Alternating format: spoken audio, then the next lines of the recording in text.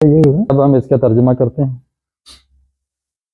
Well تباہی بربادی کے معنی میں، اور یہ جہنم کا ایک نچلا طبقہ ہے جس کا نام ہے وادی ہے، کہ جہنم کی جس کا نام ویل ہے۔ یہ جہنم کی وادی کس کے لیے؟ کل کے لیے، سب کے لیے۔ اب کون ہے سب؟ یہ سب ہمز اور لمز، یہ جمع ہے دونوں لفظ، اور ہماز اور لماز۔ ہمز کہتے ہیں کچوکا لگانے والا، جیسے آپ مہمیز دیتے ہیں نا، گھوڑے کو مہمیز دیتے ہیں۔ وہ مہمیز کیا ہے کہ گھوڑ سوار کے ایڑی کے اوپر ایک کیل لگا ہوتا ہے، وہ کیل گھوڑے کو مارتا ہے اور وہ چبھتا ہے تو گھوڑا تیز دوڑتا ہے۔ ہاتھی کو چلانا ہو تو چھڑی کے آخر میں کیل ہوتا ہے، اس کچوکے کو مہمیز کہتے ہیں، جس سے وہ سرپٹ دوڑتا ہے، اس کو تکلیف ہوتی ہے پھر دوڑتا ہے۔ اب یہاں جو طبقہ ہے یہ مہمیز کی یا ہمزہ کی آگے تشریح آ رہی ہے اس کی، تو ہر مہمیز دینے والے یا کچوکے لگانے والے کے لیے تباہی۔ تان کا معنی بھی ہے چبھونا، تانا کا معنی یہ چبھونا، کچوکا لگانا، چبھونے والے۔ اور لمزہ، لمز اور حمز ایک ہی معنی ہے، مترادف ہے قسم کا، تھوڑا سا فرق ہے، ایک دوسرے کی جگہ استعمال ہوتا رہتا ہے، لیکن یہاں ایک تھوڑا سا اور شامل کر لیں کہ جو آنکھ کے ساتھ بھی دوسرے کو تکلیف دیتا ہے، آنکھ کے اشارے سے دوسرے کا دل دکھا دینا، اشارہ کر کے، ہاتھوں کے اشارے سے، اس کے لیے تباہی و بربادی ہے۔ اور یہ کن لوگوں کی عادت ہے؟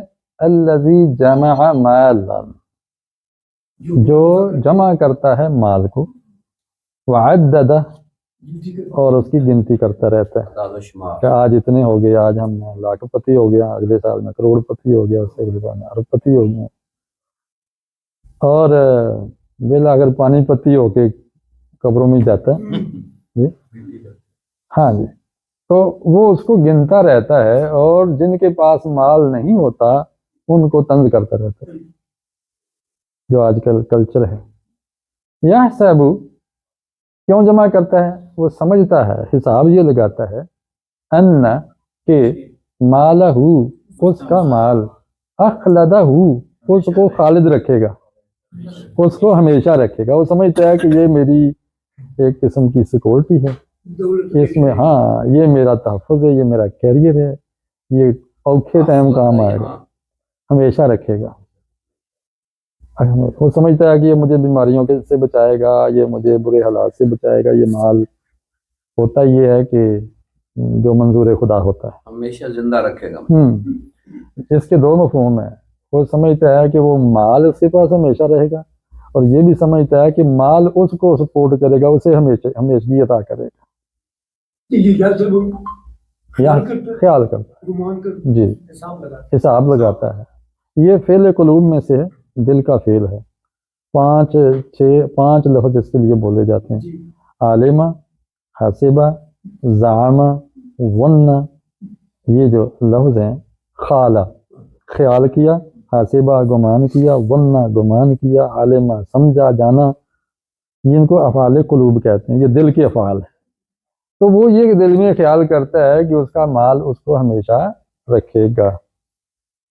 کلا، یہاں رب نے ڈانٹ پلا دی، ہرگز نہیں، یہ اس کا خیال غلط ہے۔ خیال استو محال استو جنوں، حقیقت کیا ہے؟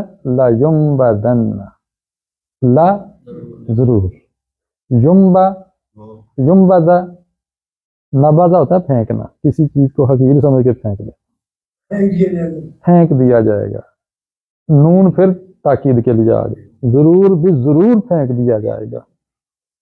فی الحطمہ، حطمہ کے اندر، حطمہ کہتے ہیں کٹی پھٹی ٹوٹی پھوٹی چیز کو، حطمہ یہاں چور کر دینے والی۔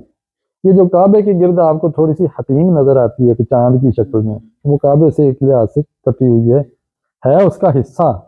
تو کہتے ہیں کہ جب اس عمارت کو تعمیر کیا گیا تو پیسے کم ہو گئے، انہوں نے اس کو اتنا ہی رکھا اور باقی کمرہ بنا دیا، اب اس کو حتیم کہتے ہیں، تو اب طواف کرنے والے اس حتیم کے اندر سے نہیں گزرتے، اوپر سے گزرتے ہیں، گویا وہ کعبے کا حصہ، حتیم کٹی ہوئی۔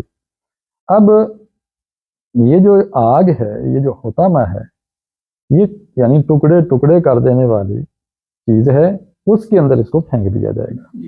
اب یہ ٹکڑے کرنے والی کیا ہے؟ وما ادراک ما الحطامہ، آپ کو پتا، آپ کو کس نے بتایا ہے ہاں کہ یہ حطامہ ہے کیا؟ آپ کیا جانیں کہ حطامہ ہے کیا؟ آگے رب نے خود فرمایا نار اللہ، یہ اللہ کی آگ۔ یہ پہلا موقع ہے کہ جس کو اللہ تعالیٰ نے اپنی آگ کہا ہے، وغیرہ جہنم کی آگ، جہنم کی آگ، دوزخ کی آگ، یہ لفظ آتے ہیں، لیکن یہاں کیا ہے کہ یہ اللہ کی آگ ہے، اسپیشل ہے، یہ کچھ زیادہ ہے۔ منہ قدا، جلائی ہوئی، ہم نے پہلے پارے میں پڑھا تھا نا، وقودها الناس والحجارہ، اور اس سے بھی پہلے ہم نے پڑھا تھا کہ استوقد نارا، جس نے آگ جلائی، بھڑکائی۔ تو منہ قدا کہتے ہیں جلائی ہوئی، بھڑکائی ہوئی، یہ بھڑکائی ہوئی اللہ کی آگ ہے۔ یہ کیا کہ فرشتے بھڑکائیں، کرندے بھڑکائیں، یہ کیا کہ شہنشاہ خود آ کے اس کو جلائے، اور پھر وہ شہنشاہ کے جس پر آگ کی حدت کا اثر نہیں ہوتا، اس نے تو آگ کو پیدا کیا، تو کتنی سخت ہوگی۔ التی، جو تطلع، طالع کا طلوع، سورج طلوع ہوتا ہے نا، تو چڑھے گی، تطلع اٹھے گی، چڑھے گی، علی الافئدہ، دلوں کو۔ ایک ہوتا قلب، دل، ایک ہے فؤاد، دل۔ اصل میں جو دل کی قوتیں ہیں نا، سوچنے سمجھنے ادراک کی جو صلاحیتیں، اس کو فؤاد کہتے ہیں، اور جو لوتھڑا ہے گوشت کا، اس کو قلب کہتے ہیں جی۔ تو گویا انسان نے یہ جو گمان کیا نا، یہ اب فؤاد سے کیا، ٹھیک ہے۔ اب اس نے غلط کیا گمان، اب اس گمان کو غلط کرنے کے لیے اللہ تعالیٰ اپنے آگ میں اس کو جلائے گا کہ یہ تیرے حساب کتاب یہ پڑے ہیں، حساب کرو اپنا۔ اسی لیے سورہ فرقان میں کہا کہ لا تقف ما لیس لک بہ علم ان السمع والبصر والفؤاد کل اولئک کان عنہ مسئولا۔ یہ سمع، یہ بصر اور یہ فؤاد، فؤاد میں یہاں سے لے کر یہاں تک کا سارا ایریا آتا ہے جس پر بندے فیصلہ کرتے ہیں اور اس سے پوچھ کے چلتے ہیں، دل و دماغ اس کے اندر سارا شامل ہے فؤاد کے اندر۔ تو یہ اس کو چڑھ جائے گی، پھر چڑھے گی تو کیا رک گئی؟ نہیں، انہا علیہم مؤصدہ، پھر وہ آگ ان پر، یا پہلے ایک بندے کا ذکر ہو رہا ہے، اب اس کہتے ہیں کہ یہ جو ضمیر ہے یہ کل کے حساب سے آگے، اس قبیل کے سب لوگوں پر کیا ہوگی؟ مؤصدہ، بند کر دی جائے گی۔ جیسے آپ پریشر کوکر میں چیز ڈال کے اوپر سے بند کر دیتے ہیں اور پھر اس کو لاک بھی کر دیتے ہیں نا، یہ کیفیت ہوگی، جہنم میں یہ لاک ہو جائیں، مؤصدہ۔ وصید، آپ نے سورہ کہف میں پڑھا وَقَلْبُهُمْ بَاسِطٌ ذِرَاعِهِ بِالْوَصِيدِ، وصید دراصل اس دروازے کو کہتے ہیں جس کو لاک کر دیا گیا، یا اس باڑے کو کہتے ہیں جس میں جانوروں کو بند کر کے پھاٹک بند کر دیا، اس کو بھی کہتے ہیں جی اس نے اس کو وسد کر دیا، یعنی بند کر دیا۔ اب جہنمیوں کو، یہ جو تان و تشنیع کرنے والے لوگ ہیں، ان کو اللہ اپنی بھڑکائی ہوئی آگ میں ڈال کر اوپر ڈھکن بند کر دے، گیٹ بند، اب یہ کہیں بھاگ نہیں سکیں، اور اس کی حالت کیا؟ فی عماد، عماد کہتے ہیں نا تھم اور ستون اور کالم کو، تو الصلاۃ عماد الدین آپ پڑھتے ہیں، نماز دین کا ستون ہے، تو وہ عمد میں ہوں گے، یعنی ستونوں میں ہوں گے، ممددہ، مد کہاں کیا ہوتا ہے؟ مد اوپر کو بھی کھینچی جا سکتی ہے، اور تو اس کے لمبے لمبے بیم اور ستون ہوں گے۔ اب وہ چاہے وہ جیل کے جہنم کے ستون ہیں، یا آگ کے شعلے اتنے لمبے ہیں، یا جہنمیوں کے اوپر ڈھکن بند کر کے اس ڈھکن کے اوپر پھر ستون کھڑے کر دیے جائیں گے، سبحان اللہ، یہ ہے اللہ کی طاقت۔ لیکن یہ جن کو نظر آتی تھی نا یہ جہنم آیتیں سن کے، وہ تو تھر تھر تھر کانپتے تھے، رونگٹے ان کے کھڑے ہو جاتے تھے۔ خود نبی صلی اللہ علیہ وسلم بھی کن پٹیوں میں سفیدی نکل آتی تھی، اور فکر مندی، سانس۔ ہمیں اصل میں یہ چیز نظر نہیں آتی، اس لیے ہمیں غیب پر تو ایمان، بس ہم خوگرے پیکرے محسوس کے عادی، ہم خوگر ہیں پیکرے محسوس کے، پھر ہمیں یہ مغیبات کہاں نظر آئے؟ یہ تو ہوتا ہے کہ آگے ذرا جھانک کر ہم دیکھیں۔ تو جب ہم اس آگ کو دیکھیں نا، تو یہ پھر لوگ ہیں کیا کرتے ہیں کہ نبی صلی اللہ علیہ وسلم نماز پڑھائی، تیزی سے اٹھے، صفیں پھلانگتے ہوئے گھر پہنچے، پھر واپس آئے، صحابہ نے پوچھا یا رسول اللہ کیا ایمرجنسی تھی؟ پہلی دفعہ ایسا دیکھا۔ فرمایا میرے سرانے کے نیچے سونے کی ایک ڈلی پڑی تھی جو تقسیم ہونے والی تھی، تو میں وہ بانٹ کر آ گیا ہوں اللہ کی راہ میں۔ یعنی مال جمع نہیں کیا بلکہ تقسیم کیا۔ مال کی کمی تو نہیں تھی، تحائف ہمیں بھی آتے ہیں ماشاءاللہ، کوئی موبائل دے دیتا ہے، کوئی پلاٹ دے دیتا ہے، کچھ کر دیتا ہے۔ انبیاء کو بھی تو پلاٹ ملے ہیں، سواریاں ملی ہیں، یا رسول اللہ یہ ہدیہ کر رہا ہوں۔ تو کسی نے کہا حضرت یہ آپ کتنا پیارا ہدیہ لگ رہا ہے آپ کے کندھے پہ، تو میں چلو یہ چادر اس کو دے دو، بس یہ ہے فقیری، چاہی میں فقیری۔ تو یہ جو ایسا بندہ ہے وہ تو طنز نہیں کرے گا، وہ تو الٹا اس کی حالت دیکھ کے ترس کھا کے اس پہ خرچ کرے گا کہ بھائی یہ دیکھیں اس پہ تعاون ہونا چاہیے۔ لیکن جس کی یہ عادت ہو، فطرت ہو کہ وہ الٹا طنز کرے اور ہٹا کرتا ہے، ٹھیک ٹھاک ہے، کماتے ہی نہیں ہے، دیکھا جی یہ سست لوگ ہیں جی، یہ بہت نکمے قسم کے لوگ ہیں، یہ پڑھ لکھ لیتا ہے نا، صلاحیت پیدا کر لیتا ہے نا، وغیرہ وغیرہ طرح طرح کے طنز کرتے ہیں۔ اور دیکھیں جی اولاد کی اس نے خیال ہی نہیں کیا، اب بھگتے، بھائی بھگتے نہیں، بھگتاؤ اس کو، آپ اس کی مدد کرو اور اس کو ساتھ ساتھ مدد کے ساتھ ساتھ سمجھاؤ، اس کو چھوڑ کر طنز تعریض کے تیر نہ برساؤ اس پر۔ تو یہ اس کا پیغام بھی آ گیا، شرح اور تفہیم بھی آ گئی ہے۔ اب آپ ایک دوسرے سے اس کا ترجمہ سن لیجیے۔ اس میں تین چیزیں مین ہوگی جی،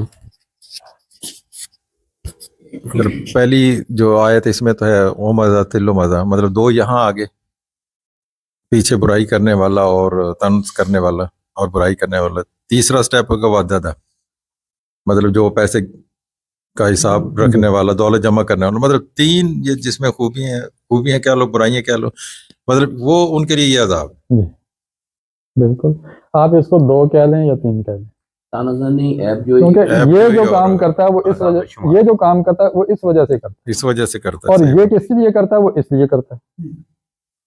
داخلہ تھا، ٹھیک ہے، چار ہو گئے، یہ چاروں ہیں، یا سب ٹھیک، چار ہو گئے۔ اب اس کا انجام یہ ہے، مین چیز یہ ہے، آگے اس کی تشریح ہے کہ یہ ہے کیا۔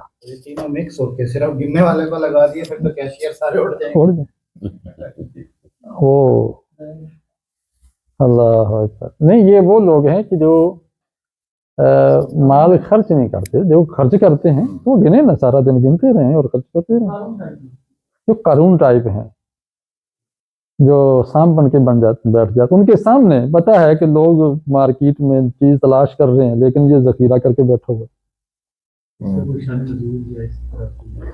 ہاں امیہ بن خلف کا نام آتا ہے، اور اسی طرح کی قبیل کے لوگ، ولید بن مغیرہ کا نام آتا ہے۔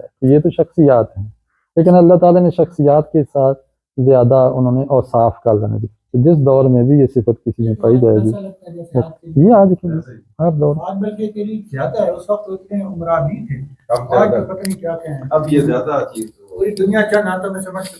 آپ دیکھیے نا اس میں درجہ بندیاں نا، دیکھیں دو بھائیوں میں ایک مالدار ہے، دوسرا یہ ایک چھوٹا دائرہ ہے، ایک چھوٹا دائرہ ہے، طبقاتی تک سرمایہ داری۔ اور اب دیکھیں سورہ کہف میں تو اس کا نقشہ دو دوستوں کی صورت میں پیش ہوا ہے نا، ایک کے پاس باغات تھے، وہ جاگیردار تھا، وہ بڑا اس کی عیش تھی، اور دوسرا غریب تھا، دوست ہی تھا اس کا۔ اس نے یہاں تک کہہ دیا تھا کہ بھئی میرا نہیں خیال کہ یہ باغ کہیں ملے گا، اور اگر بالفرض یہ کوئی آفت آ بھی گئی تو اللہ تعالیٰ اول تو آخرت آنی نہیں ہے، اور آ گئی تو جس نے مجھے اس جگہ میں دے دیا وہاں بھی دے دے گا۔ اس نے پھر انشاءاللہ بھی نہیں کہا، پھر کیا تھا کہ وہ کہنے لگا شاید میں راستہ ہی بھول گیا۔ میں راستہ نہیں بھولا، وہ وہیں پہنچا تھا، ہر چیز برباد ہو چکی۔ پھر اس کے دوست نے اسے کہا، تو یہ دو دوستوں کا جو واقعہ سورہ کہف میں، یہ دجالی فتنے سے بچانے کے لیے یہ صورت ہے نا، تو اسی طرح کے تصورات سے بچانے کے لیے۔ یہ جو دجل ایک تو ہے نا، ایک آنکھ والا، اور وہ ایک تشخص ہے دجال کا، لیکن یہ صورت کو جو دجال سے کے فتنے سے بچنے کے لیے بطور کورس رکھا ہے اللہ کے حبیب علیہ السلام، وہ دراصل چار طرح کے لوگ ہیں، چار سوچوں کے لوگ۔ دو اچھے ہیں اور دو برے کردار ہیں. ان کرداروں کے سامنے کہا ہے کہ یہ دجلی کردار ہیں، ان سے آپ بچنے کی کوشش کریں، اپنے اندر سے بھی دجل دور کریں اور دوسروں سے بھی بچنے کی کوشش کریں. تو اللہ تعالی ہمیں اس بھڑکائی ہوئی آگ سے محفوظ فرمائے اور ہمیں مال اتنا دے کہ اس کے راہ میں ہم خرچ کریں، اور اتنا نہ دے کہ ہم کنجوس بن کے بیٹھ جائیں.